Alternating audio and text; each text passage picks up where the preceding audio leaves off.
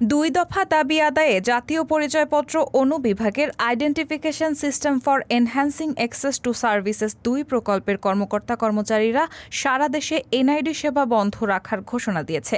মঙ্গলবার রাতে এক বৈঠক থেকে এই কর্মসূচি ঘোষণা দেন আইডিইএ ২ প্রকল্পের কর্মকর্তা-কর্মচারীরা।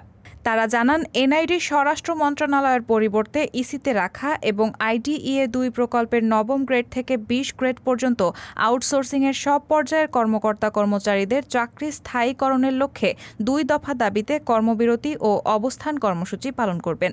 আগামীকাল বুধবার সকাল 8:30 থেকে অনির্দিষ্টকালের জন্য বন্ধ থাকবে এনআইডি সেবা কার্যক্রম। দাবি না মানা পর্যন্ত সারা দেশের সব জেলা, উপজেলা ও আঞ্চলিক নির্বাচন অফিস কর্মরতদের ঢাকায় এসে কর্মসূচিতে যোগ দেওয়ার জন্য আহ্বান করা হয়। আইডিইএ প্রজেক্টের ২,২৬০ জন লোকবল রয়েছে। এদের মাধ্যমেই এনআইডির যাবতীয় কাজ সম্পন্ন করে নির্বাচন কমিশন। রায়হানা মুন, সবার কথা।